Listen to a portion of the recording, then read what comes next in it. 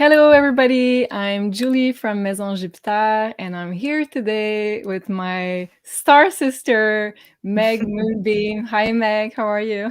Hi, I'm good. How are you doing today? Very good. We just did the full moon meditation with Elena, Janine, JC. It was very profound, how can I say that? A lot of emotions got channeled through this Mm, meditation. So I feel very calm and relaxed. wow. How about you? How are you feeling? I'm feeling good. Been really busy lately, but it's good to be busy with all the consultations. And I wanted to join in on the meditation, but I was working at the time. So I'll have to catch up with it later today or tomorrow because I For heard it was sure. great. Yeah, for sure. And I have to do it over again because I was responding to a lot of emails. So I'll take another moment to catch a replay also. Yeah. Great. So today we have an amazing topic. I'm very excited about this one. And like he said yesterday, I think we might do more than one on this Mm, topic because it's so wide. There's a lot of knowledge there about mhm, compatible relationships. mhm. So that's the subject for today. Of course, we will try to talk about it more as a general point of view. And I know there's a lot of people that are very versed in astrology. Some people are just beginning their journey in astrology. So we're going to try to make it as easy to understand as possible, but also try to incorporate all other planets as well, not just the sun. So maybe the moon, Venus, and Mars. Mhm. So if you haven't, yesterday we had like a very cool show. What did you think of that show, Meg? The Divine Feminine Oracle yesterday. I enjoyed it so much. It was really fun to be with you and Sophie in our divine feminine goddess energy. That Yeah, was awesome. And I feel like that's so healing and needed when, our soul sisters get together and we speak, we channel the divine. Very right. And healing. we spoke about something that's very similar to what we'll be talking about today, which was the soulmate energy and the conjunction between Venus and Neptune in the sign of Pisces. Very romantic, very dreamy. So I'm Mhm. feeling a lot of people will meet or meet again their soulmate during the month of February. Yeah. So that's amazing. So go and have a look at this episode if you haven't already. That was really a good show. And you had also your Beyond Astro today at noon. Mhm. That was great. I Yeah. loved it. Oh, thank you. I've So been you're, having a lot of fun doing those. yeah, you're really Yeah. good at it. So you were talking about the energies of the week. So that's a really good one. Also, a little it's shorter than the ones we're doing with the astral decodes, but it's there's a lot of information there. So Mhm. yeah, so go check it out. It's a very good show there every week at on Wednesdays. I'm kind of lost in time now. I'm looking at the clock at the time. So it's every Wednesday at 12 p.m. Eastern Yeah. on Beyond Mystics channel. So before we start with the content today, I just want to say that we'll be giving away a wonderful candle, crystal infused candle here for one of Ooh. you guys in the chat. So one of you who will give out a super chat, and also please attach a question to your super chat if you'd like us to respond to it, and we'll try to pick a few questions at the end of the show. So tonight, it will be the love candle because we're Ooh. already very much in that theme. So Yeah. this one is infused with carnelian, and it really talks about the sacral chakra. So it really helps activate this loving energy to feel creative, flowing in your divine feminine energy also. And the scent is peach and chocolate. Ooh. So, yes. So Candles smell so good. I know, right? I love this Yeah. one. So if you haven't already, please like this video, share and subscribe to Maison Jupiter. It helps us tremendously in creating new content for you. So we continue every week or every 2 week creating those shows just for you. So thank you very much for your support. So yes, let's start this conversation. We have a slide here. Oh, that was from the meditation. I wanted to show that earlier. I forgot. That was a great pic of the meditation. That looks really cool. Yeah. So if you want to watch the replay, it's available on maisonjupiter.com, and it's a sliding scale donation, and the replay is just as powerful as the live. So you can go ahead and catch the replay. So let's go into our main content for today. Harmonious relationships and the indicators in astrology. Yeah. So we can say a lot about that. And I'd like to know what you think about all those points. So let's start first of all with the first point. So someone who has a lot of either planets in Libra, so a lot of the Libra archetype that's being activated in their birth chart, or seventh house placement because it's the house of Libra. So what do you think? How do you see it unfolding in someone's energy? If they have that in their birth chart? Yeah. So, yeah, Libra is the sign in astrology that rules relationships, our love relationships, marriage. And for Libras, relationships are everything. Love relationships are everything. Their friendships, their relations, having harmony in the relationships are everything. So for people with prominent Libra or seventh house placements, they really need partners that are committed to the relationship and help them feel safe and grounded in the relationship.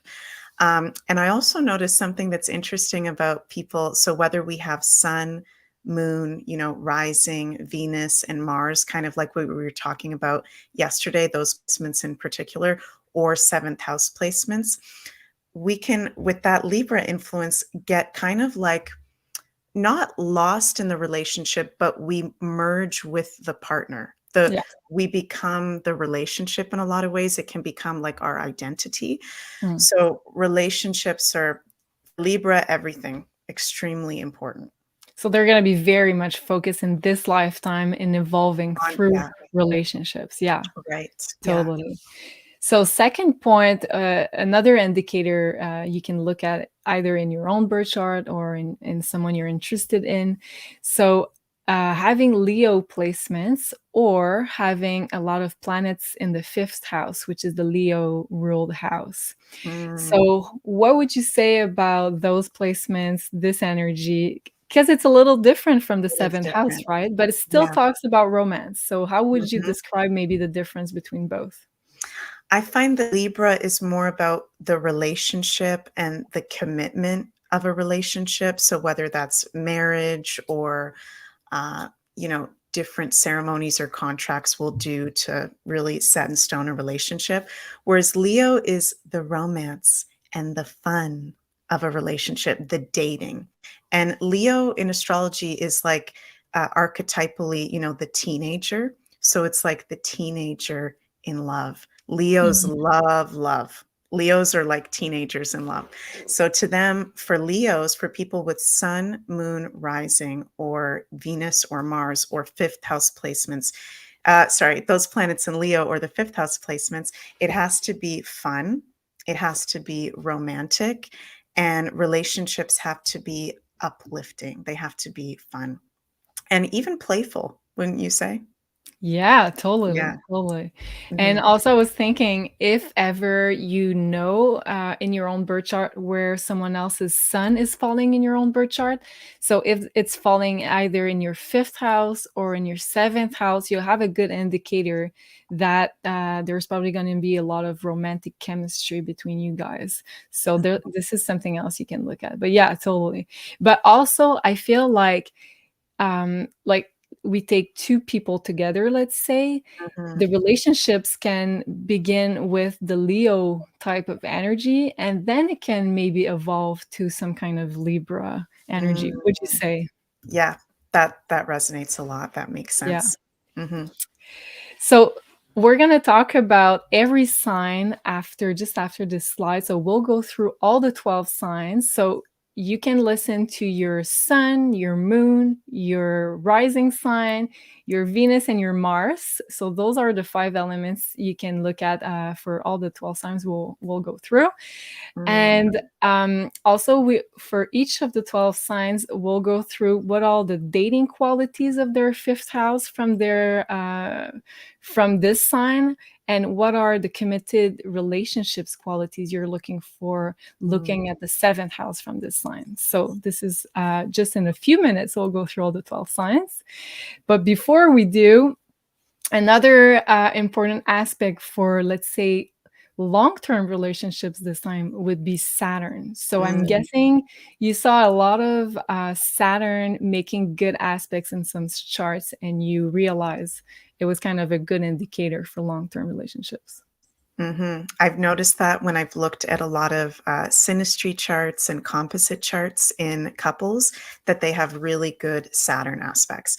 It's awesome to have Saturn on our good side compared to Saturn on a challenging side, because Right. Saturn is the planet of challenge and restrictions and limitations. So if we've got an aspect with Saturn in our birth chart or in a synastry or composite chart that's not so good, it doesn't mean that we can't be with a particular person that we're interested in. It just means there's going to be some sort of challenge there, or maybe restriction or limitation. But if we've got it in really good aspect, it really helps to just overall make things feel really grounded and dependable and safe. Saturn Right. likes to feel safe and secure. So, yeah, Saturn is a really important thing to look at for love. Right. And Saturn is exalted in the sign of Libra. So Mm. having either a Saturn in Libra or a Saturn in your seventh house is also a good indicator that long-term relationships will feel easier for you. Maybe commitment will be easier. Mhm. So next point, yeah. So I was telling that during the live yesterday. So I read a post from an astrologer, which I can't remember her name. I'm sorry about that. But she said that in her opinion, she looked at a lot of synastry charts, and she saw that the ones that would last the most, the relationships that would last the longest, would support each other's north node. So your north node in your chart is more, let's say, your mission, or you're trying to strive for in this lifetime. What kind of qualities are you looking to integrate that you did not integrate before in past lifetimes? So Mm. it's very much your, let's say, your evolution path and spirituality, or evolution and personal growth, let's just say. So if, let's say, your partner has some kind of support to your north node, so either like a good conjunction with your north node, or a good aspect making to your north node, or let's say your partner has a lot um, of the archetypal energy of your north node activated in their birth chart, so that would be a really good support, let's say, for a long lasting relationship, because it means that it's kind of a bit destined that you guys are going to help each other in this lifetime.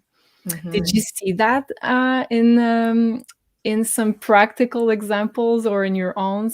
Do you have a Yeah, I do notice with a lot of relationships when I look at the two charts of the people in the relationship that someone's north node sign a lot of the time is actually either the sun, the moon, the rising, or the Venus or Mars of the other person. Or ah, something else I notice is the north node sign of one person might be stellium in the other person's chart. wow. And a stellium, this is a little bit of a astrological term we're throwing out there, you guys, but a stellium is when you have 3 or more planets in the same sign or house. Yeah. So like, for example, I have my north node in Sagittarius, and my fiance has a huge Sagittarius stellium. And I also notice that with clients as well, that we're attracted, we're drawn naturally to that which is our north node, which you explained so well, Julie, is the higher purpose of why we've come here, what we're going Right. towards in this life. So I do really resonate with what that astrologer said that you saw recently. It's a really critical part of our chart Yeah. that our partner, committed partner, has to be in alignment with. Doesn't Yeah. mean it has to be the same sign, the same north node sign, or in the same house, but that there's things balancing it in the chart or complementing it in the other Yeah. person's chart. or same element. So let's say your north node is in an air sign and your partner Mm, has a lot of air energy, then it's going to activate by the element also. yeah. Yeah, and it isn't funny that I have a stellium in Sagittarius as well. Oh, yeah. Yeah, So cool. no wonder we're working Love together. it. Yeah. So another point we have here is your partner embodies traits of your descendant. So your Mm, descendant is the point in your birth chart that starts your seventh house. So the opposite of your rising sign or your ascendant. So usually we look at the descendant of someone's chart to look at what type of qualities. So okay, for example, I'm a Leo rising, so my descendant falls in the opposing sign of Leo, which is Aquarius. So mhm, my descendant will be Aquarius, but I'm not necessarily going to meet Aquarius sun people. So that would be a bit too much simplifying this theory. mhm, But I will look at qualities from the Aquarius archetype to maybe help me guide what are my needs in a partner, what am I looking at to balance what I have to offer. So let's say mhm, Aquarius would be someone that is very freedom focused. It could be someone that's highly intellectual. It could be also like someone who's a friend that turns into a lover. So we'll look at that with all the 12 sign in just a moment, but the descendant is very important in astrology. So just keep mhm. that in mind. So next one, Meg, your moon needs are understood by your partner. How do you Mhm. feel about this one? This is where it gets really important because in the mainstream, I believe that, the matrix, the bad guys, whatever we want to call them, they've oversimplified astrology, Right. right? And to this point where it's just your horoscopes and it's just based off the sun sign. And it's like there is so much more to that. We each have our own unique birth chart that, correct me if this is the wrong number, Julie, but I think it's something like it would take over 20,000 years for your birth chart to be repeated again. I think you're right. It's something Wow. like that. It's like 20,000 years. So we are all completely unique, and we are what were you talking about? I just had like a total brain fart. Your moon, your moon needs. Right, our moon sign, right. I'm like talking about the sun, thinking about the matrix, thinking about yeah. So we are not just our sun, we're like so many different planetary placements.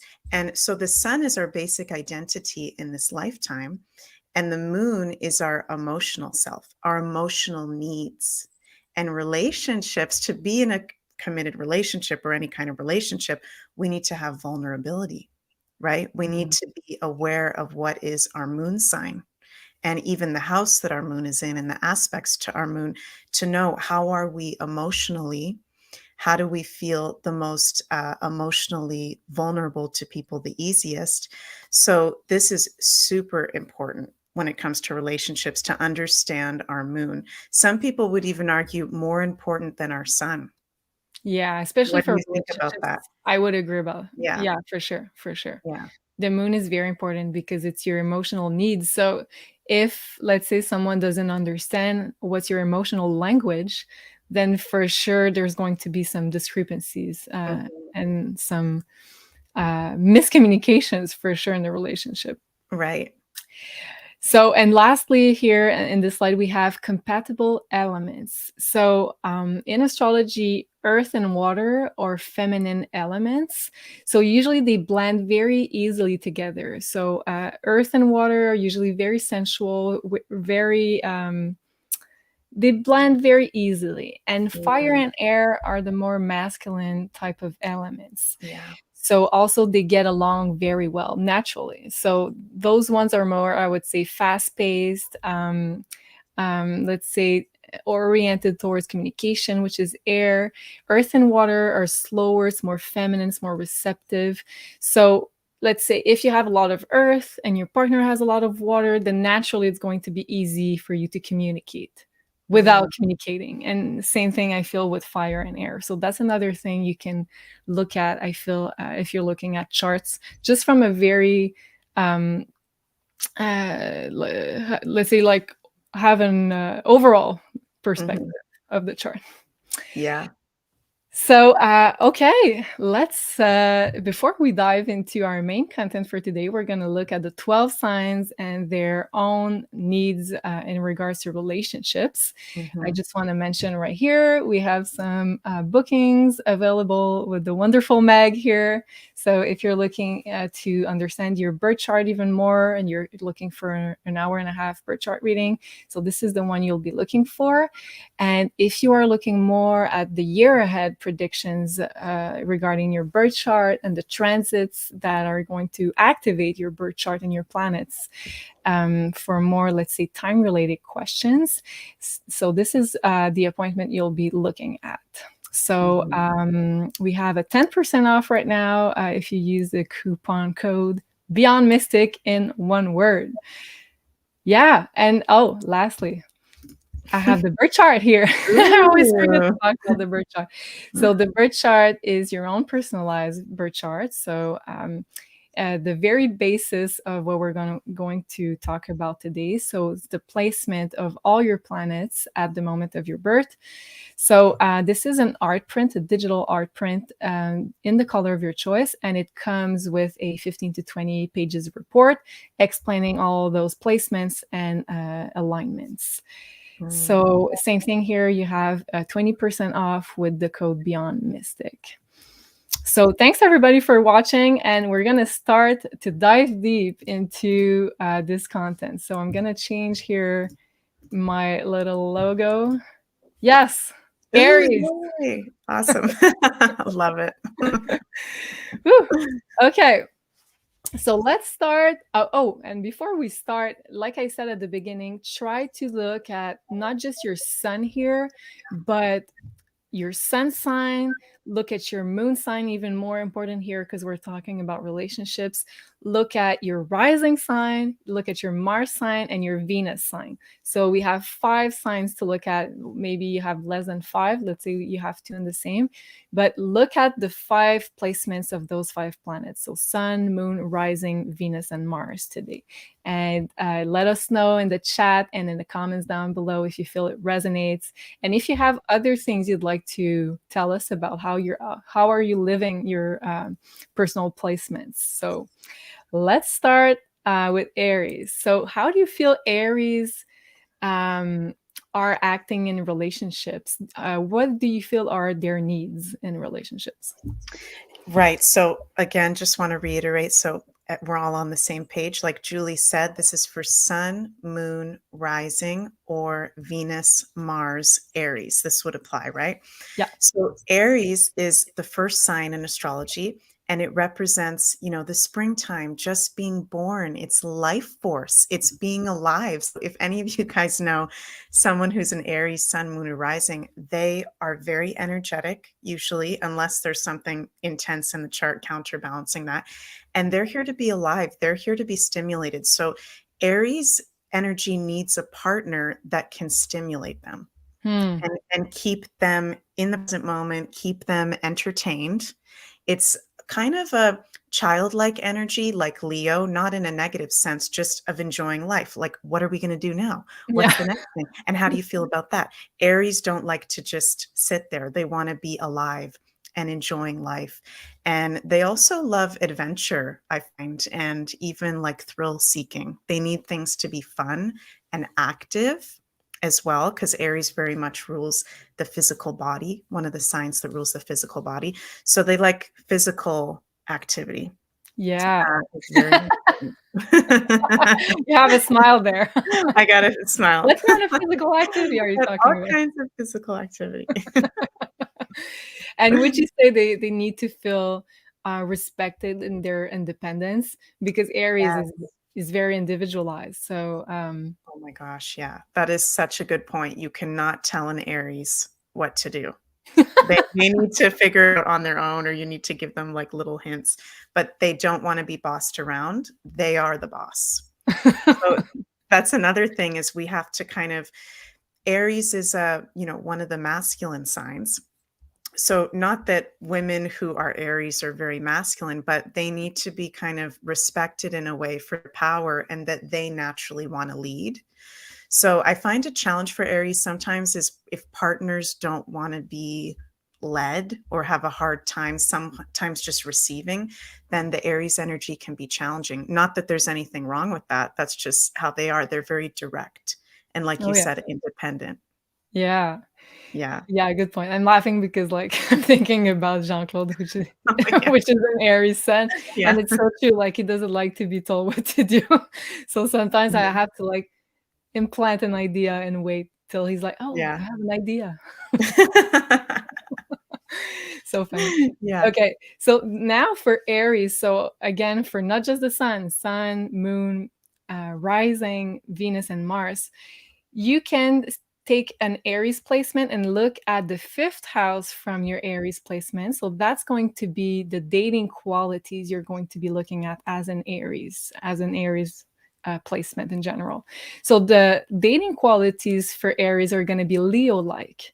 So for your dating and fun zone, you'll be looking at Leo placement, Leo qualities. So not necessarily someone who has a lot of Leo. It can be, but not necessarily. But Leo traits. So what are those? So first of all, someone who's very fun. So have a lot of, let's say, fun loving, maybe a bit extroverted, who's not very complicated. So someone who just enjoys life, maybe someone that's creative, Leo, another trace of Leo. And I would say also Leo, one of the great qualities of the Leo archetype is have an open heart. So having your heart on your sleeve, being very loving in a relationship, showing the way you love, like being very like touchy and like lover like is very Leo. And also very close to your inner child. So being able to play, being laughing, being silly sometimes. So those would be great dating qualities you're going to want to look at in any kind of partner to start maybe something. Mhm. Some kind of relationships. And then for Aries, for more of a long-term relationship qualities, you'll be looking at your seventh house from Aries. So any type of placement in Aries, you'll be looking at some Libra qualities for long-term relationships. So Libra qualities, well, first of all, someone who can compromise with you, especially Mhm. for the Aries, like taking a lot of initiatives. So someone who will be able to be like, okay, I'll do that for you, and tomorrow let's do that maybe for me, and compromising. Also bringing harmony and beauty, which is very much Libra. Some kind of harmony in the relationship, some kind of beauty, also physically or emotionally. And also reliable and dependable partner, which would also be Libra qualities.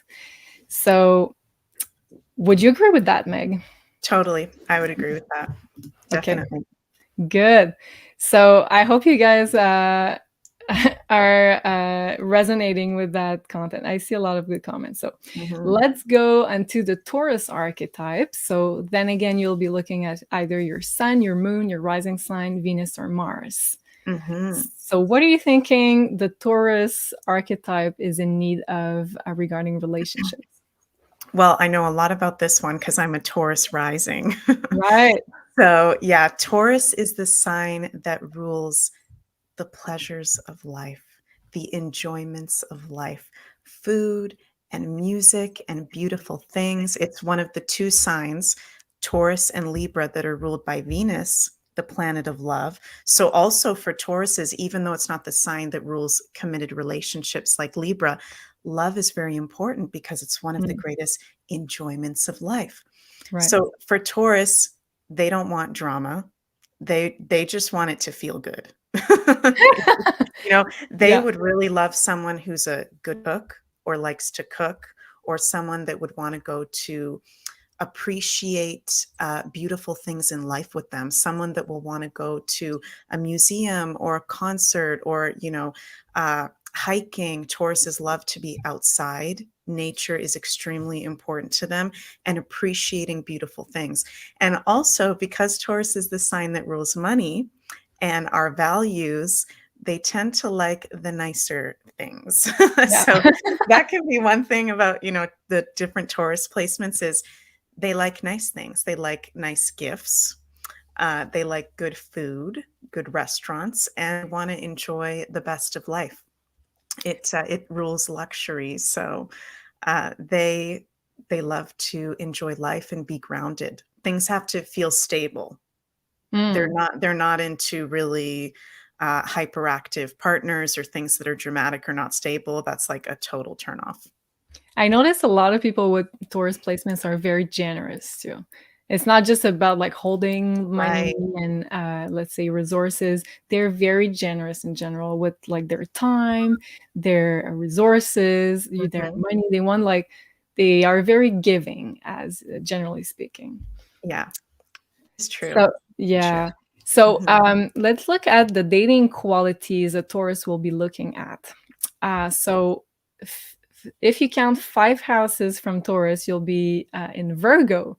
So Virgo will be a good dating, let's say, dating zone for Taurus. So not necessarily someone who has Virgo placements, but the Virgo good traits will be someone you'll be looking for. So someone who's dependable and reliable. So I would say about Virgo, first of all. And then um, Virgo, I think, is very misunderstood, first of all, because I'm a Virgo Mhm. sun, you know? So I know and I see a lot of Virgos around me, and I know they are very loving, very giving, very uh, they take a lot of care about their partner, but it's just that Virgo in the surface could be very selective, so not necessarily want to give their love to everybody. So but Right. once they find someone who they feel they can really open up, they can be very, very, very giving, sometimes even too much. So Mhm. that's a good quality the Taurus will be looking at to start dating, because they are so giving themselves that I feel like they're gonna find some comfort in knowing that the other one is also very giving and also likes to take care of the other one. And for a long term relationship quality, you'll be looking at the sign of Scorpio, because it's the opposing sign from Taurus. So all the Tauruses, or let's say you have your Venus in Taurus, you have your Mars in Taurus, you'll be looking at integrating some of the opposing sign archetype, which is Scorpio. So because Taurus, like you said at the beginning, they don't like drama, they just want to live like an easy Mhm. life. Sometimes they're a bit lazy, let's Yeah. just be honest. Yeah. You need to integrate some more of the depth of the Scorpio, so the passion of the Yeah. Scorpio, but also the more intuitive, spiritual of the merging together of the Scorpio archetype. So that's going to be really good if you have Taurus placements to integrate, if you want to have a more long-term relationship and someone that really combines with the qualities you already hold.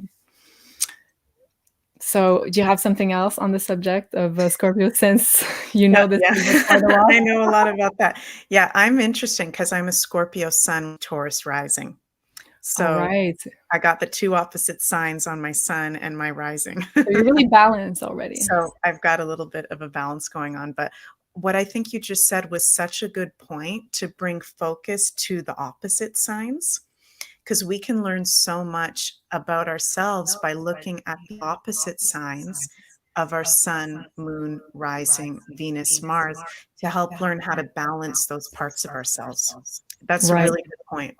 right. Yeah. Good. So let's now uh, talk about Geminis. Gemini.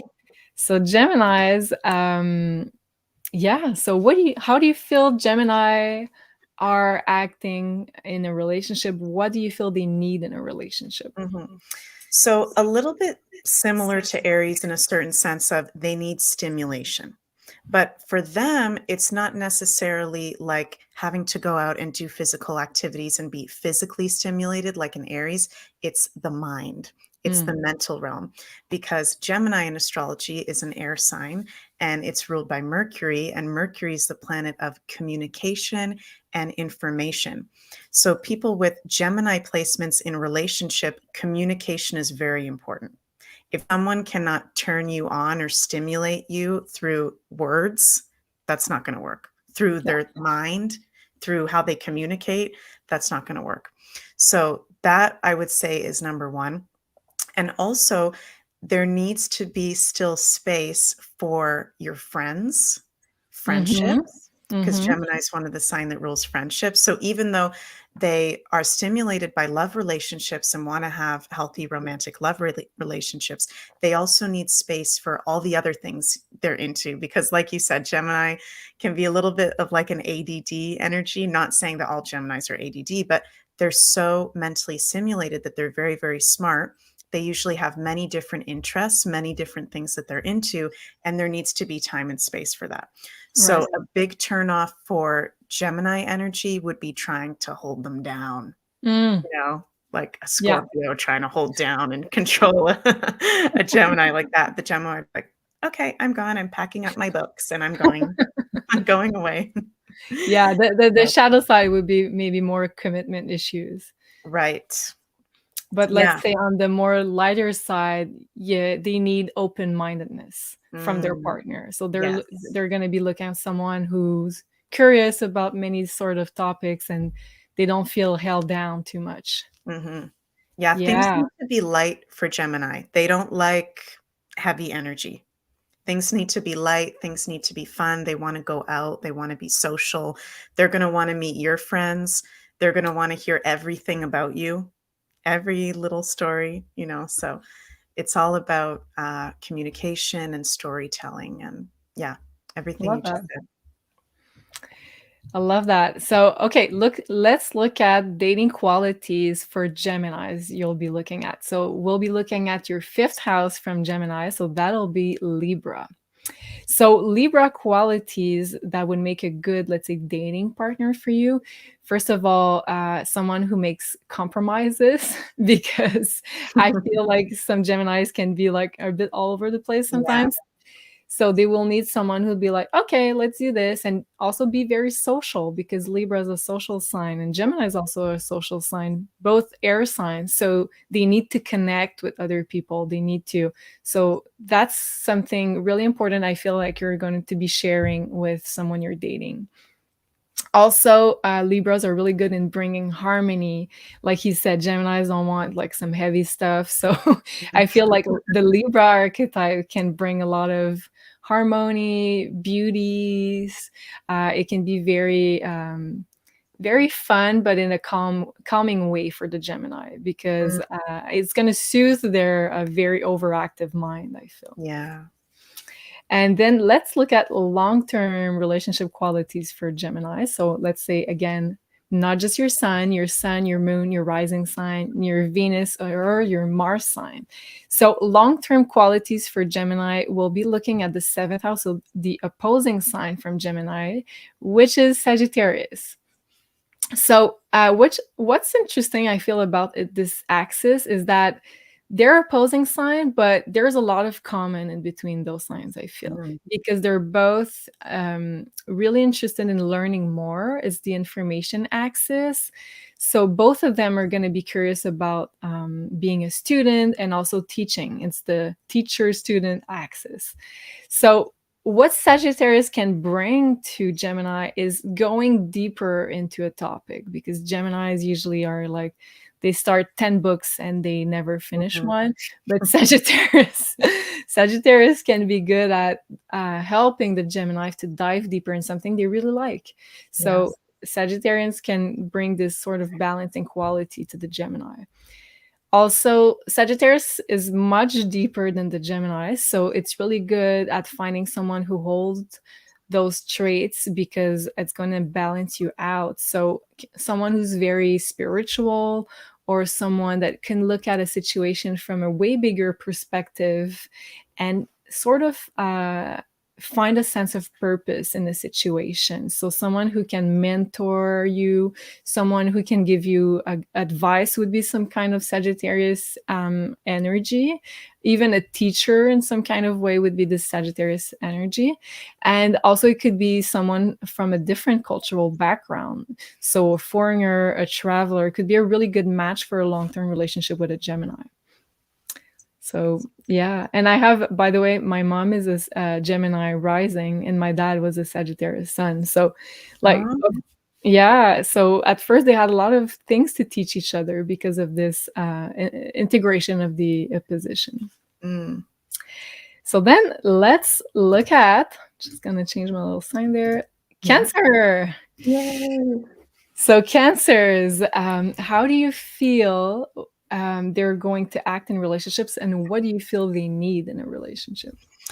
Okay, so Cancer being one of the three water signs, right? So Cancer, Scorpio, and Pisces, these are the most emotional signs and also intuitively connected signs. And so Cancers in relationship are emotional, Mm, okay? They are emotional realm. They need to be emotionally validated. They want to nurture you till the end of time. They're very, very loving. They need to be able to give love. They have so much love to give because they're such big feelers. So being in a relationship with someone with Cancer placements allow them to give and allow yourself to receive, because Cancer is the sign that's ruled by the moon, you know, the beautiful grandmother moon, and that's divine feminine healing energy. So everyone with Cancer, you know, those placements we talked about, the sun, moon, rising, or Venus or Mars, they have healing energy that mm, can be shared in relationship. Which I notice, something just random I personally noticed in astrology, is sometimes people can get like addicted to being in relationships with people that are Cancers or Cancer really? placements, because it just feels so good. They just want to give you everything and Yeah. nurture you and take care of you, you know?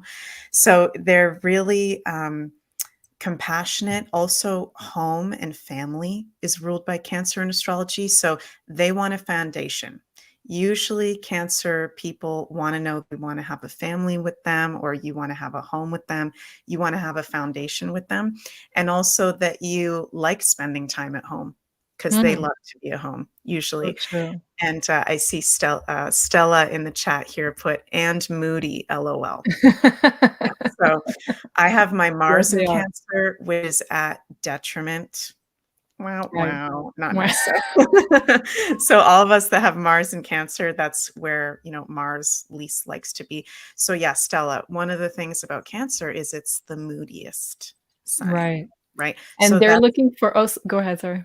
Sorry, I was just going to say, so that's really important in relationship. Why the moon is so important, because it's about emotional connection. We have to be open in relationships about where we're at, what are our strengths, what are some of our challenges. So for Cancers, you know, we tend to be on the moody side. And it's good for our Right. partners. We need a partner who can handle, like the moon, right? We are moody because the moon is Changing. always changing and we're ruled by the moon. So yeah, sorry, what were you going to say? I was gonna say they need a lot of emotional security. To feel safe is also Yes. a very important Cancer theme. So feeling safe in order to be able to nurture your partner. Mhm. So looking for emotional safety is very important. That's so true. Yeah. So, okay, so dating qualities for a Cancer. So you'll be looking at the Scorpio archetype, which is the fifth house from Cancer. So Scorpio archetype, which are really good qualities for a Cancer. Cancer placement in general. So you'll be looking at someone that's a lot more passionate and intense than you. Mm. So, maybe more of a like a sexual activation, also Scorpio. So like a Kundalini awakening partner is going to be someone that's good for you because it's a fellow also water sign. So, someone that's emotionally involved, which is Scorpio, when it's, let's say, well integrated, because you can have also someone trying to flee something that's very deep. But let's say well integrated Scorpio would be someone who can feel very intensely. So that's good qualities you'll be looking for a dating partner.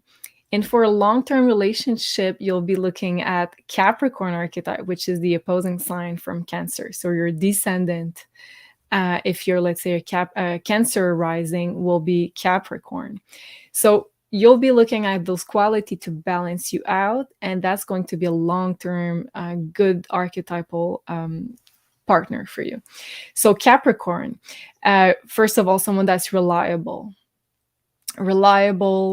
and also Capricorn is the provider, because let's say Cancer is more of the mother archetype, that's at home, takes care of the family, and Capricorn would be more of the father archetype, so the one that provides for the family, so the Cancer can feel safe.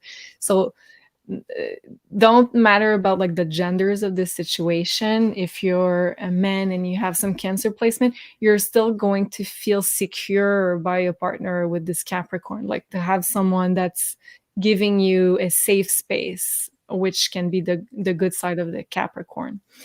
Also, someone that's very career oriented could be a good match for a Cancer placement, because you're going to have the personal life versus professional life sort of balanced out. Did you see something else that I forgot there? Or No, I think that you covered that pretty well. good. So let's go into the next one, which is Leo. So Leo. the sign of romance, as I'm seeing that, I see 333 people watching. So Oh, cool. thanks to everybody for being there with us today. So if you have some Leo placements, so Sun, Moon, Rising, Venus, Mars, what do you feel like they are in love, and what do you feel they need in love? Yeah. They are really, one of the signs, the sign that does rule romance. So it's nice to be in a relationship with the Leo, but, they do like the attention usually. So they can be a little bit flirty in the shadow aspect. I have noticed that and seen that with clients. They love to love and receive love. So when we're with Leo placements, it's like we need to be giving them validation. I love you. You look beautiful. You're amazing. You're talented. That they need to hear that. I feel like you're talking about me. Really? Just know, Yeah. because I'm also Leo rising. Okay, I'm not alone. Right. Yeah. So, and I noticed that with Leos, it's like you need to tell them, I love you. You maybe need to just hug them without them knowing. They need to be feeling a lot of love, because Leo is the sign in astrology that rules the heart. So why are they, so showy and the performers? Because they're in their heart. They're connected to their inner child. They just want to share love and joy and entertainment. So things have to also be entertaining to a Leo. They want to have fun. They don't like things to be stagnant. They don't like things to be boring. They like that you're confident within yourself. You have to be confident within yourself to be with the Leo energy. And validation, I just can't say that enough. Like, they need to know that you love them, and they'll give you so much love. And yeah, I think there's anything else with Leo that's really important. I don't know if you would agree, but maybe give them a lot of space for self-expression, but also expression of emotions, Yes. because they need to express, and it's not necessarily they can be a bit dramatic sometimes. Mhm. So you just got to listen and be like, okay, let's talk tomorrow. Sleep on it. Let's Sleep talk on it, tomorrow. yeah. Like, sometimes if I express my emotions, I can be very intense, and like I need to sleep on it, and the next day I'll be more Yeah, balanced. yeah. It's a big energy, right? Leo is the lion, symbolized by a lion, the Right. king of the jungle. So that's another thing with Leos, is they're very, like, I find there's a royal energy to them, not in a materialistic way, but they tend to be very confident that they want to see that in you too as a partner. Right. They're very fearless, So and they true. don't, yeah. So So, true. Very yeah. good point. Lots of people with Leo placements in the comments. Yeah, I'm loving it. Yeah. And okay, so for your fifth house qualities, so the type of partners that are going to be good for you for dating, so that will be the Sagittarius archetype for Leo. So let's say finding someone who has a different cultural background will be really good for Mm. Leo. A traveler, someone who loves to travel, or just someone that's very open-minded in general will be really good qualities for a placement in Leo.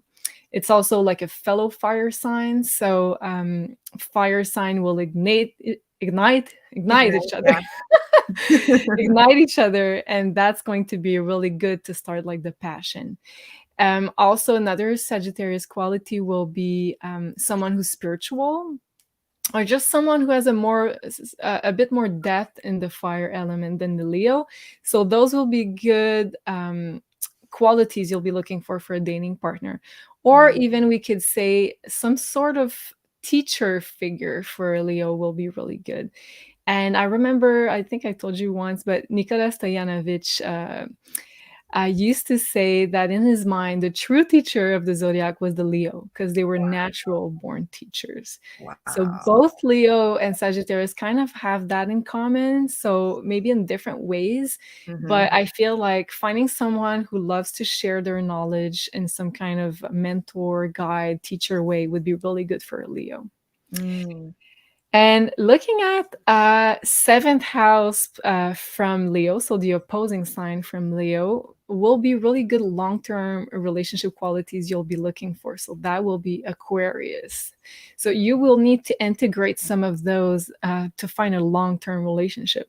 So Aquarius, first of all, well, someone that's very different, even marginal, a bit of a rebel. So someone who goes against the grain will be really good for a Leo because it's going to show them how authenticity is important. And if you can integrate that really well, then it could be a really long lasting match. Also, an Aquarian usually doesn't like labels of any kind and needs a lot of freedom. So those will be qualities of Aquarius, your opposing sign, that will be really good for long-term relationships. Another quality about Aquarius is someone that is highly intellectual. So either like someone who's really in science, or it can be in alternative type of healing modalities that's very Aquarian too. But they use their brain a lot, those Aquarians. So that will be something you'll be looking at to have some sort of balance between being very heart centered, which is Leo, but also very brainy, which can be Aquarius. Would you agree with that? I totally agree with that. Good. Okay, so let's switch to the next one. That's going to be Virgo. Virgo, that's your Yay. sign. Yay. Yay. And first of all, I want to say, like, if we were just looking at sun sign astrology, I felt like when I was younger, I didn't like to be a Leo. I was like, this Mm. is so not cool. Yeah. And I didn't feel very much that the description people would give to Virgo would really resonate with me because I feel like it's very misunderstood. Mhm. But I feel we'll get there with Yeah, we'll the get relationship. there. So how do you feel a Virgo acts in their relationship, and what do you think they need in a relationship partner? Mhm.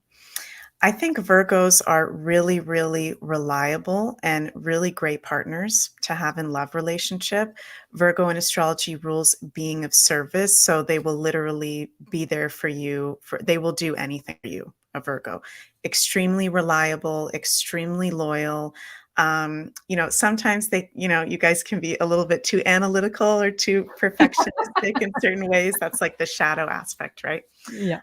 One of my longest relationships was with a Virgo, and it was a really good relationship. But something I noticed about Virgos is you guys notice everything, every little detail. So even if you get all dressed up and you think you look good, you guys will notice, what's that little dot on your left shoulder? We can't go out until you remove that immediately. So it's like, okay, being with a Virgo, you're going to know they're a little bit like anal about things sometimes. Yeah. Usually. But it's because Virgo is a sign in astrology that represents purity, purity. So that's why, where personally I think, and I'd like to hear what you think, Julie, that perfectionism can come from is it's the maiden, it's purity. You want things to be beautiful. And Virgos can be very beautiful usually and really good with fashion. And in a partner, I think that purity point is really important. They want a partner that's healthy, Yeah. body, mind, and spirit. And Yeah. not all of us are, perfectly physically healthy or whatever, but they want someone that even if there's physical issues, that you're trying to fix it.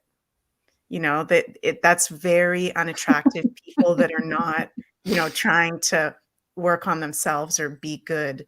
Not good, but I would say even perfect physically, mentally, and spiritually. Does So that true. So resonate? true. Yeah. I wrote in my notes self-growth, like for me, but Mm, yes, totally. We can extend that to the physical level. Yes, for sure. For yeah. me, like feeling healthy and like always being in the pursuit of being more healthy is Mhm. super important for me.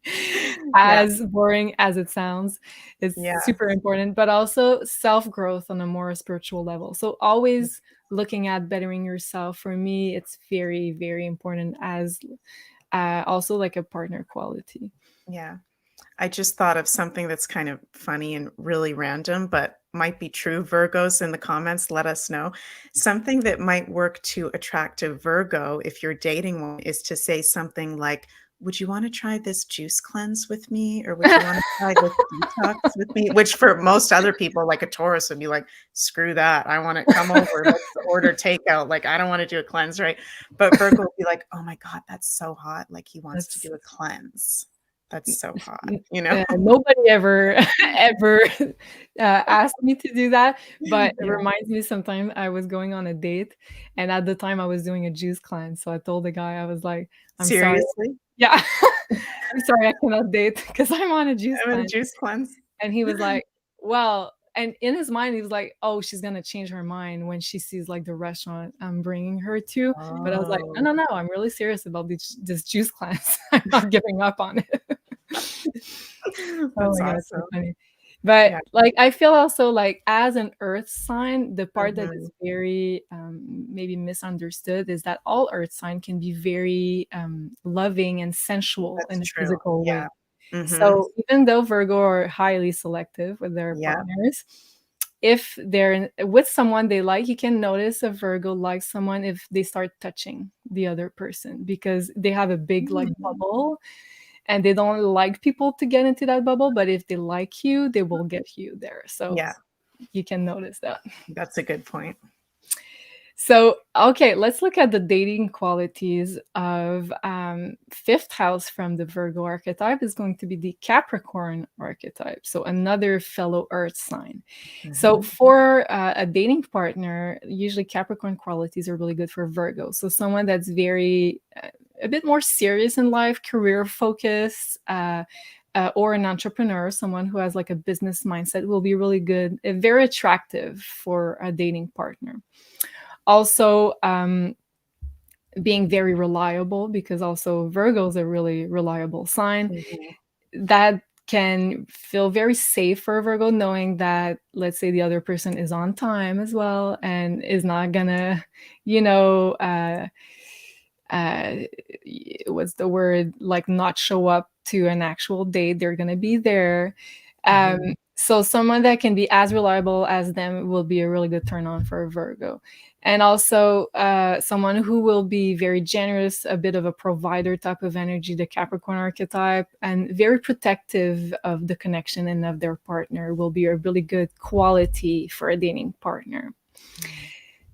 Oh my God, Carol, just reading. Start juice cleanse in morning, the carrot cake for I dinner. love that. Yeah, I'll try that. And Yeah. then, okay, seventh house. So the opposing sign from the Virgo, that'll be your long-term relationship qualities you'll be looking at. So more of the Piscean archetype will be a long-lasting relationship qualities. So someone that's very either artistic or spiritual will be a really good fit for someone who has a Virgo placement.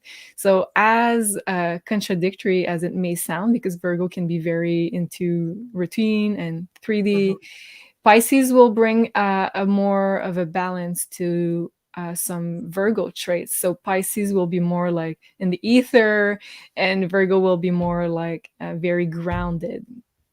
So you'll be looking at the Pisces archetype to be integrated. Also, someone who's highly intuitive or highly empathic will be really good for the Virgo. So I feel like if you can integrate some traits of the Pisces, because that'll be your descendant from a Virgo placement, that's going to be very healthy for a long-term relationship. So now let's switch to Libra, which is the sign of relationships. Woo. So how do you feel Libra? What do you feel they need in a relationship? Libras need, I think commitment is Yeah. something that is understated with Libras because they're very much about harmony and balancing and wanting to make sure everyone's okay around them. But what they really want on the inside is some real deal commitment. So the Libra influence, they're all about uh, similar to Taurus, pleasing the partner, right? Both Yeah. Venus ruled Taurus and Libra. They want the partner to be happy. So that's also another sign, Libra, where I feel they will do anything for the partner to make them happy. They want to, similar to Taurus, enjoy the beautiful things in life. So they're going to want to be with someone who knows how to dress well, knows how to take care of their body, even look beautiful. Libra is one of the signs that rules like physical beauty. So Yeah. looks are important to a Uh-huh. Libra, Uh-huh. and they want someone that can be balanced. They don't like people that are too intense, right, or too shy. They like people that are balanced because Libra in astrology is the scales. Mm. So they're very, I find, highly creative and intellectual people, usually at the same time. Libra, do you find that, Julie? They have an Yeah. interesting mix like that. Yeah. So they're also another one of those signs that have a lot of different interests, Yeah. usually. So they also need to be stimulated. They don't just want to sit at home, they want to do things. So a Libra would really appreciate if you surprise them with exciting things to do that have to do with enjoying the beauty of life, you Yeah. know, Artistic cute, stuff is also like artistic stuff. usually Yeah, pretty very, good. very important to them. Yeah. And yeah, they're all about peace and harmony. So the home life inside the home needs to feel good and peaceful, or else the Libra is going to be off, Yeah. really off. Very true. And I would add to that good communication with Libras because it's an Yes. air sign after all. Hmm. Yeah, definitely. Good point. So let's look at the dating qualities you'll be looking for if you have a Love Libra it. placement. I was merging with the other words. If you have a Libra placement, you'll be looking at some Aquarian dating qualities. So both air signs. So I think it's going to be important that you have right away good conversations because air Mm, signs need to connect, need to communicate. So either someone who's highly intellectual or someone who communicates really well with you. That's going to be a good sign that you're on the right track to find a good partner and a good match for you. Um, Also, with this Aquarius falling in your fifth house from the sign of Libra, it could be a friendship based relationship. So, something mm, that starts as a friendship could be really good for a Libra because it lets you exchange a lot with that person before you decide that you want to bring it to the next level. And the next level, which is going to be the opposing sign from the Libra archetype, is the oh, I forgot to change that in my notes, but it's the Aries archetype, right? So, Aries archetype will be more someone that's a bit more individualized, someone that really knows what they want and that will take the initiative. That's going to be really good qualities for someone who has a Libra placement. So you'll want someone that's a bit more excited about life and wants to start new projects and start new things and likes change in general, which is Aries, doesn't like routine. So, like you said earlier, with the Aries sign, we talked about doing stuff, doing physical activity, going places, changing the routine a little bit. So, those are some qualities you'll be looking at if you want a long-term relationship, or if you want to, let's say, move to the next level with someone that's going to integrate the other sign qualities. mhm. So that's for Libra. Let's I now forgot dive. to mention one thing about Libra. Can I Yes, go mention ahead. something? So, if this is important, if you have those Libra placements yourself, or you're in a relationship or will be in a relationship with someone with the Libra placements, Libra can tend to sometimes in the shadow aspect get lost in the relationship in the sense that it's so important to them that they subconsciously like merge their identity into the Yeah, relationship. I notice that a lot. yeah, So if you have Libra placements, it's important to check in with, okay, is there any part of my life that is maybe unbalanced or I haven't been keeping up because I've been so into the relationship, right? Or if we have a Libra partner, it's important to check in with them. Like, they're usually wanting to do what the other person wants to do. So, when Yeah. there's discussions like, what movie do you want to see tonight? A Libra will typically go, oh, what do you want to see? Yeah, I'm cool with that. I'm cool with that. That's like a Libra thing, right? Whereas if we're partners with one, it's important for us to go, what do you really want to do? What would you like to do today? Is there something that you want to do that we haven't done in a while? And you might have to ask them a few times because that might be totally new for them, right? Right. And just see what they say. I feel like that's a really important thing with Yeah, Libra. you're totally right. And I have my Venus in Libra, so I can totally relate to that.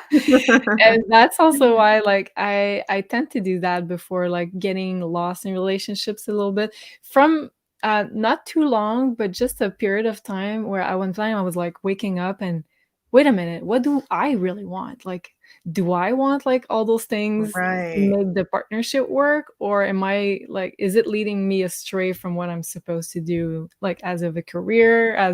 So from time to time, like it's very important to, let's say, meditate or center yourself and ask yourself the right questions. Are you following this ideal just because you really want to be with that Yeah. person? Because if it's not in line with what you truly want, then you're kind of forgetting yourself. But yeah, very important thing you added there. Mm-hmm. Yes. So let's switch to Scorpio. Scorpio. So tell us, Meg, from your own experience or the people you know that have a Scorpio placements, what she starts laughing right away. Oh God, where am I going to I go? feel like this one will be interesting. Yeah. What do you feel they need in a relationship? Like really need? Okay. Not necessarily what they go for, but what they need. What Scorpio placements need in relationships is depth and authenticity and your real self. Because Scorpios are the bullshit detectors of the whole zodiac, okay? And they can tell if you're lying. That's why we can be crazy sometimes, like checking your phone or checking what's going on, because we feel everything and everybody's shadows, right? So we need trust, we need realness, and we need authenticity. And also what I noticed with Scorpios is we're usually naturally spiritual. A lot of us are into conspiracies and alternative information, and we do like partners that we can go deep with in that way. Yeah. But if there's someone that we are with that's maybe not into those intense things, like learning about the occult or the dark arts or, that kind of Scorpio stuff, there needs to be some kind of common interest, not interest, passion.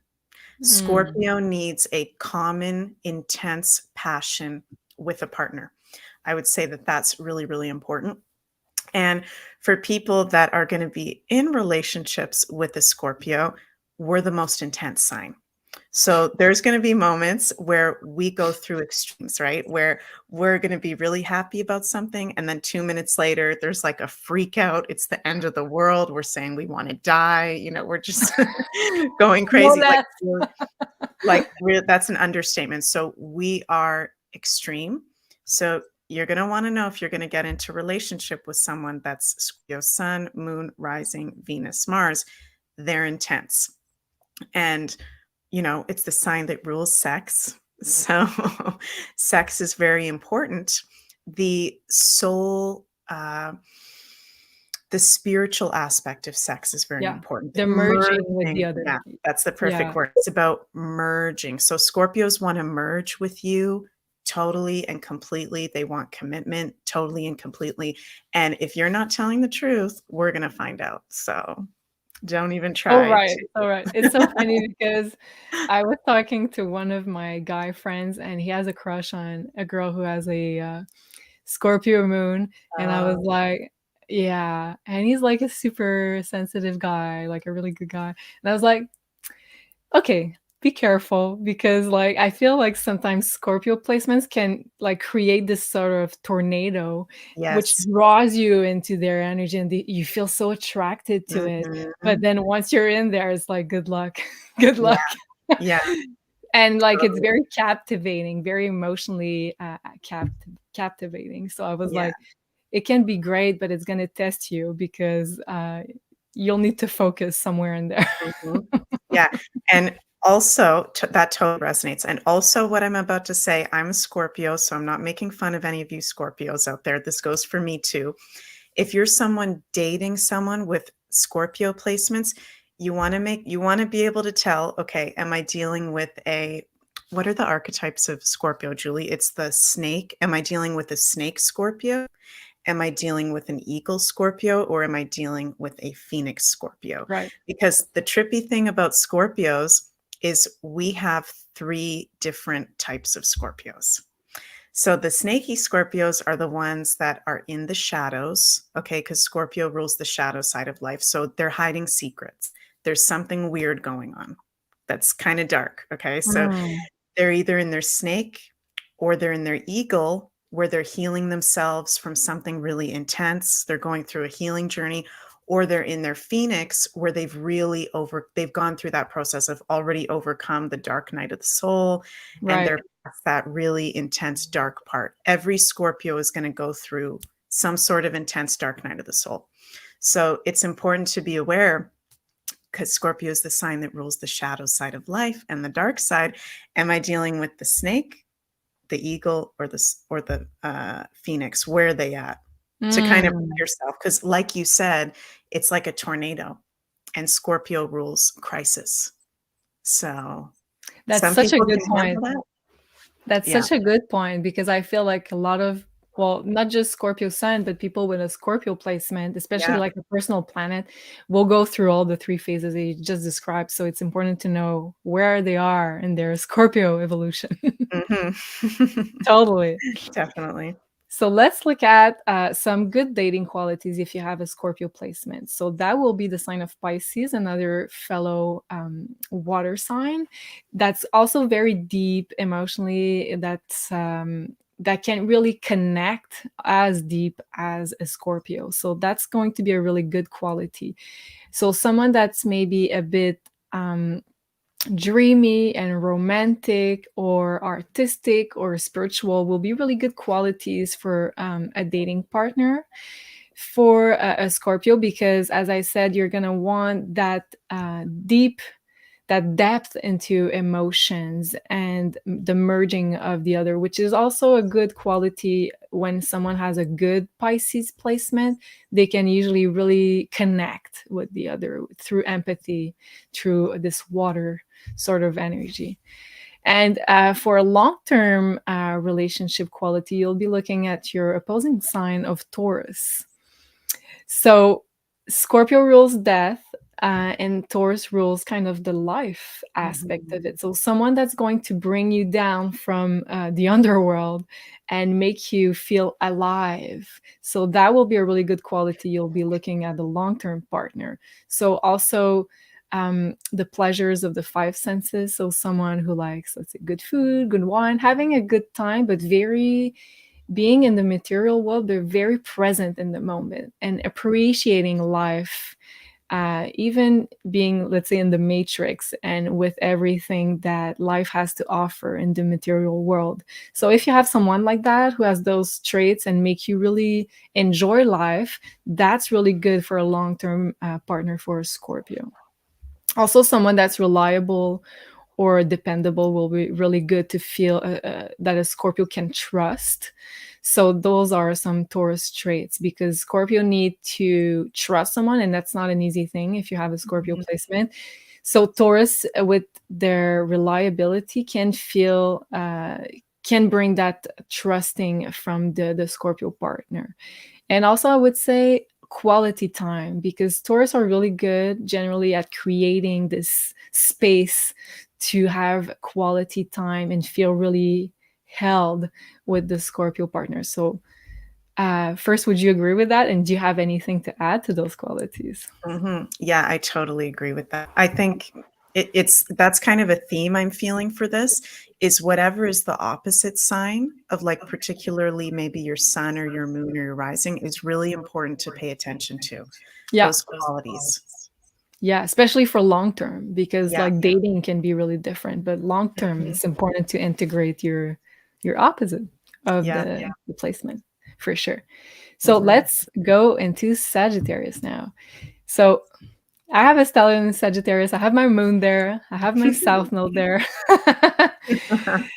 Yeah, I kind of know this one, but I'm curious to see what you'll say about it. So Mhm. how do you feel like Sagittarius are in love, and what do you feel they need in a relationship? So, yeah, Sagittarius is one of the interesting ones in love because Sagittarius in astrology rules expansion and going past the boundaries of life and traveling and going to the far reaches of experience and beliefs. So I find Sagittarius is for those Sagittarius placement people, it can be really different with different Sagittariuses. Some are not interested in relationships at all. They just want to be free. Yeah, They just want to be free. They want to travel or they want to explore spirituality very deeply at like a monastery in the middle of, nowhere. But then there's ones that do want relationship. And I would say the biggest thing for Sagittarius in relationship, they need freedom. They mm, do not want to be held down. So that's where it's kind of like a little bit of an interesting juxtaposition because if you're having a committed relationship, there needs to be a commitment and a grounding there. But Sagittarius is freedom, right? And flying to a totally different country and being there for 3 years or going into a spiritual course or retreat and not knowing if you're going to come out and even go home or not. It's that kind of energy of expansion. So their partners need to uh, allow them to be their beautiful, free selves and support them in maybe going off on their own sometimes. I know that may sound a little weird, but they're going to need alone time. They're going to need to go off and do their own things. And if you are with someone with Sagittarius placements, you're going to have to be in an expanded state. This is not staying at home the whole time. This is not getting into deep philosophical, spiritual conversations and even courses. This is expanding your mind, body, and spirit. So they're exciting to be with, I find. totally. And I had a teacher who said, I'm trying to translate it from French, but he used to say that Sagittarius can be like kind of wanderers in life, so not Mhm, really wanting to attach themselves to a relationship until they find the right person for them, and then it's completely changing because they'll treat the relationship as if they entered a religion. Because wow. Sagittarius rules religions. But I feel like it was so on point that I remembered this from this teacher. So, and also I know a couple of Sagittarius people, so either sun, moon, rising, Mhm, and it's true. When they find like the partner for them, it's like it's their whole universe. It's a religion. mhm. I That is also so see true. someone who converted religion for a partner who was a Sagittarius sun. Yes. Mm, very, very interesting. Yeah. So let's go into dating qualities that are good for Sagittarius. So this is going to be the Aries archetype, another fellow fire sign. So you're going to be looking at someone who's funny and maybe more energetic because we're looking at the fire. So that's going to be good for Sagittarius because also if you got a placement in Sag, it means you might be scared of being bored in a relationship. Mm, So if you got someone who's got a lot of like this Aries archetype or fire who can initiate like fun activities and do stuff and be not like um what's that word predictable, that can be a bit unpredictable, that's really good for a Sagittarius. So those are traits that are really good for a dating partner. mhm, And also being active, generally speaking, doing activities, doing fun stuff, that's going to feel like the Sagittarius is not going to be so held down in some kind of boring relationship. And then for a long term relationship quality, we'll be looking at the Gemini archetype because it's the sign opposite to Sagittarius. So, what is Gemini about? Well, it's about really good communication, first of all. So, if you've got someone that's really good at communicating, but also being very curious about anything, so being willing to be able to learn anything and be intellectual in general, I would say, would be a really, really good quality if you're looking for more of a long-term relationship partner. And then what's also interesting about the Sagittarius Gemini axis, I feel, is that we say that, I heard it was this weekend, the best teachers are the best students. So teacher is the Sagittarius archetype, but students is the Gemini archetype. So if you're always in kind of if you can find someone who can always learn, who can put themselves always in a student position, but also can be willing to teach what they know, this is going to be a really good energetic exchange for a Sagittarius for a long-term relationship. So let's move on to the next one, if you will. We have Capricorn. So what do you feel Capricorn need in a relationship? I find Capricorn is really interesting in relationships because Capricorn, first of all, is ruled by the planet Saturn. Okay. So that's our structures of life, commitment, hard work, right? So they want things to work out. They're not going to get in a relationship with you if they don't think this is going to work out and they're going to put a ring on the finger and get married. They can be very traditional a lot of the times. And something else is, I find that Capricorn can be one of the most emotionless signs. Okay. And I say that, and I have moon in Capricorn. Okay. So I know sometimes us Capricorn moons in particular and suns, we can just cut off emotionally. So if we're upset about something, we just want to work. We're always focused on, okay, what am I working on? What am I doing? How am I going to be successful? Usually, right? Unless there's something really counterbalancing that. Capricorns can be real workaholics and just focused on what they're doing work-wise, right? Yeah. And success in life. So when it comes to relationship, Capricorns have to own up and get in touch with their emotions and express their emotions and be able to be there when their partners need to express themselves emotionally. I find that as a really big, one of my shadow challenges in relationship is, as a Capricorn moon, like hearing the emotions. Sometimes I just want to shut it down. And I notice that with other Capricorns, it's like, I can't handle this. I'm too busy, and it's like, no, we need to make time for the emotions and what we're feeling. It's like, let's not deal with that right now. I have this appointment to do, or I have to do this now.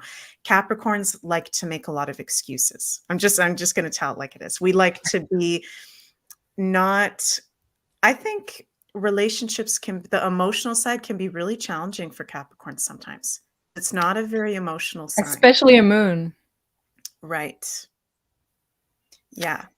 So I think the emotions can be a challenge, but they can go there. If you work on it, you can go there, because to be committed, that does come from some sort of emotion, or to be into traditions, that also comes from some sort of emotion. So I think that they're extremely loyal. Yeah. And also usually successful in some sort of way, or hard worker. So I notice Capricorn wants a partner that is really confident within themselves and knows what they want in life. That I think it's a turnoff for Capricorn placements if someone doesn't know what they want, because Capricorns have known what they wanted since like the moment they were born, usually. So right? true. So true. They want to know, okay, what am I dealing with here? I've got my stuff going on, and it's a lot of work focus, right? So, okay, my partner has that stuff going on. Okay, these are our lanes. This is what we're doing. This is what we do on Tuesdays. We're getting married. It's very, very grounded, can be very grounded and very practical. Yeah. So I also think Capricorns need to, if you're in a relationship with someone with Capricorn energy, they need to have more fun, because they can be really hard on themselves. So if they say, no, I don't want to go to what's something, like laser tag, just thinking of something random, right? Why would I go to a laser tag when I can sit at home and work on this thing for work, right? It's like, no, let's go do something fun. What's something fun you would like to do? They really need to be sometimes snapped out of the work mode. Right. What do you think about that? Yeah, I would agree with that. And I would add that I feel like their love language might be a bit different for someone who, let's say, has a lot of water or is very emotional.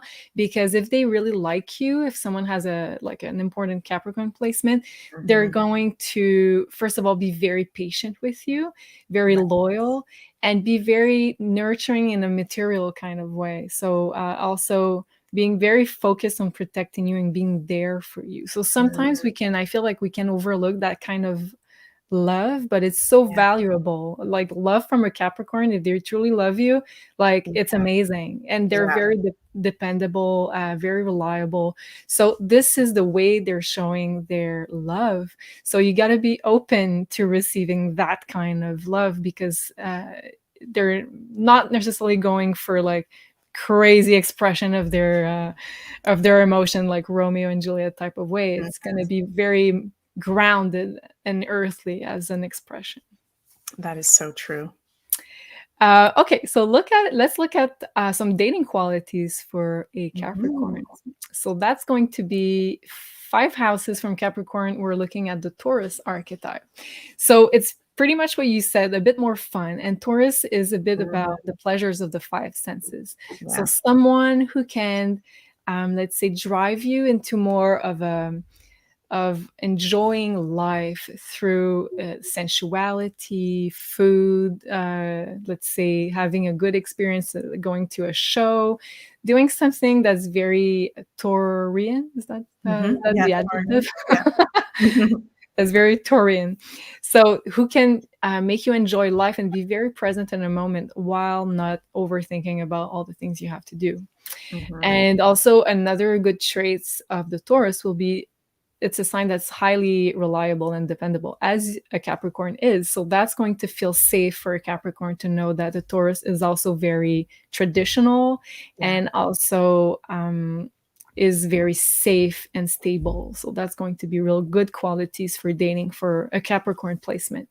So again, if you're just started watching the video, we're not just talking about sun sign, we're talking about either sun, moon, rising sign, Venus, or Mars placements Mm, in Capricorn. So, if you're looking for more of a long term relationship partner, you'll be looking at your opposing sign from Capricorn, which is Cancer. So, and there we go with the emotions and mm, being very receptive to emotional connections.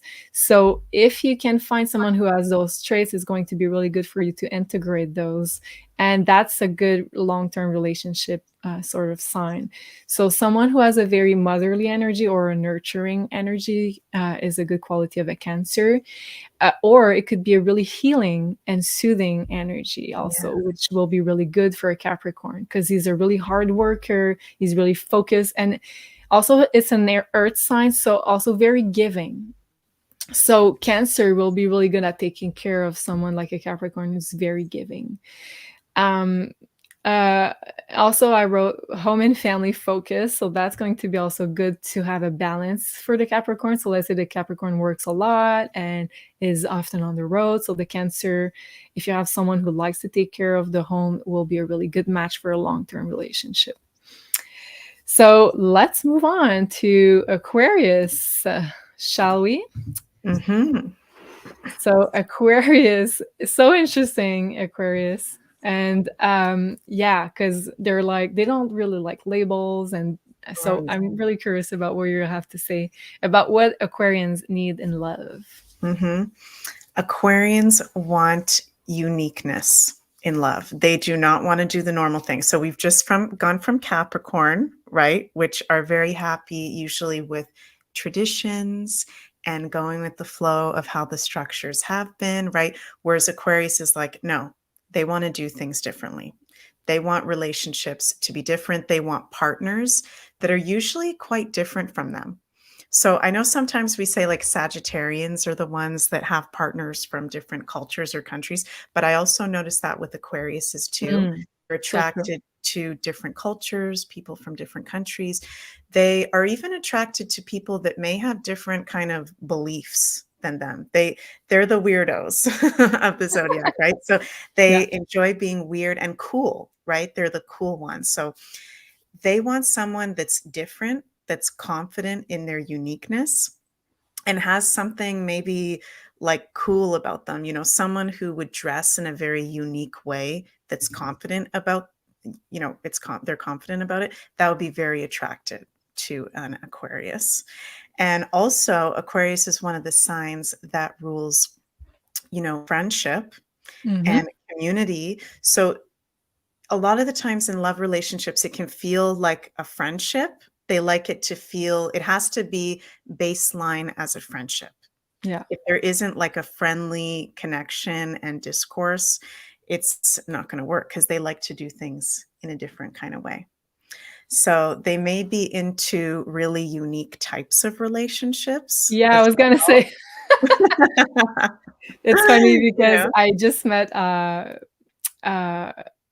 an Aquarian moon this weekend. We had Ooh. like a whole friend thing. So Mhm. I met new people there, and like I was very curious about what their placements were, and he was polyamorous Ooh, and wow. very into like dating people from Mhm. around the world with Yeah. very unique styles. And so Wow. I was like, uh-huh, makes a lot of sense. Yeah.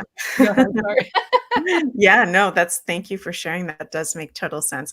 And Aquarius can be emotionally detached at points because they like to understand everybody's perspective. They're very, very intellectual and Yeah. smart.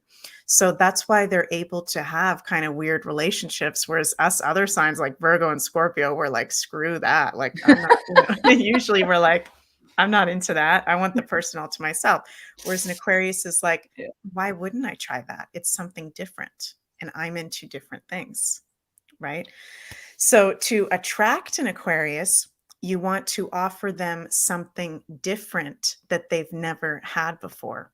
So this is where your creativity has to come in. But you can also just be yourself. You being your unique self is the biggest turn on to Aquarius. But then if you're in a relationship with an Aquarius, they like different things. They like to be stimulated in unique ways. Does that make sense? Oh yeah, total sense. And Yeah. like a lot of people were saying swingers, open relationships. Yes, that can be a way to express this archetype, but there's Mhm. also other ways, like you said, Meg, like being very highly intellectual, have really good Right. conversations, share knowledge, Mhm. friendship-based relationships. So it's not like all the Aquarius placements that will Mhm. be swingers, and but especially a moon, it could be you can be attracted with not like, let's say, one single partner, because Aquarius likes to connect with a wide Yeah. network. So it could be through friendships, but Mhm. also like a long-term relationship could be like through exploring different types of Yeah. relationships. Mhm. And I find another thing with Aquariuses too is they tend to have a lot of friends. People like Aquariuses, they're very friendly. So you don't want to be, jealous if your Aquarius partner wants to also spend a lot of time with their friends and not just you. Friendship is very important to them. Yeah, Community is very important to them. well said. Yeah, Mhm. totally. So, so dating qualities for an Aquarius, that would be 5th house from Aquarius is Gemini. So Gemini is an air sign like Aquarius. So it cannot be also friendship based. So Mm. I think like a lot of good relationship material for Aquarius placements will start with friendship, meaning you have a lot of ideas in common, you're like-minded people. That will be a really good sign that it can turn into something more for an Aquarian. So sharing a lot of interests together, for example. Also good communication, because Gemini is all about talking and communicating and being interested in many different things. So that will be very uh, a big turn on for an Aquarius placement, to see that the Gemini is receptive to different things, to different ideas, other perspectives. So that will be a good sign for you. And then if you're looking for more of a long-term relationship quality for an Aquarian, that'll be the Leo archetype, because it's the opposing sign from Aquarius. So what is Leo? So first of all, maybe someone that's a bit extroverted, because Leo likes to Mhm. shine, likes to express itself, and someone that's a bit more let's say, open-hearted. It's living more from the heart. Maybe Aquarians are known to be very much like in their head and thinking all the time. So if you can find someone that's very heart-centered and emotional, like emotionally mature, let's hope, because that will be the higher frequency of the Leo archetype. That'll be really good to balance out an Aquarian and to have a long-lasting relationship, because you'll be very much balanced. And also someone who can bring some fun into your life, because Leo can be fun and very bubbly in some kind of way, good energy. So that will be very good for a long-term relationship for an Aquarius. So let's Oh my God, go. that's wonderful. Go ahead. Terry Freeman, both my biological parents were Aquariuses. They were swingers. Oh my God. I think we're on point, Meg. Yeah. That's crazy. But like, as it's funny because as we're going into this age of Aquarius, I feel like more and more people are removing labels. And I know it's been hijacked, let's say, by the big C word, Yeah. but also it's like we're tending to go as with relationships, as with friendships, removing labels and just being able to freely be ourselves, right? That's true. Yeah. So now let's step into the last sign, which is Pisces. So Pisces, woo! So what do you think Pisces need in a relationship? Pisces, beautiful, magical Pisces, need it to feel dreamy, right? They are the most in tune with the spiritual realm. Pisces in astrology rules the spiritual realm, the dream world, creativity, our dreams. So to them, if it feels like a fairy tale romance, that's their greatest dream. It needs to feel like that. It needs to feel dreamy. So they're extremely romantic people. The planet Venus, goddess of love, is exalted in Pisces. So her second most favorite place to be sign-wise, other than Taurus and Libra, is Pisces. So Venus loves when it feels dreamy and creative and spiritual. So Pisces people are usually spiritually open. So it does help to have a partner that can talk to them about spirituality, because they're usually really spiritually connected in an intense way, where sometimes when they talk, it's like, whoa, this feels like a whole other Piscean language. So they need to be nurtured. Their sensitivity needs to be nurtured. So a partner for a Pisces needs to be someone that knows they're highly sensitive people, because I like to think of Pisces as magical creatures. That's what you guys are. So you need a partner that can support your sensitivity, support your psychic gifts, support your creativity, and support the dreamy being that you are. So I think that Pisces needs someone that's a little bit maybe more grounded than them. Yeah.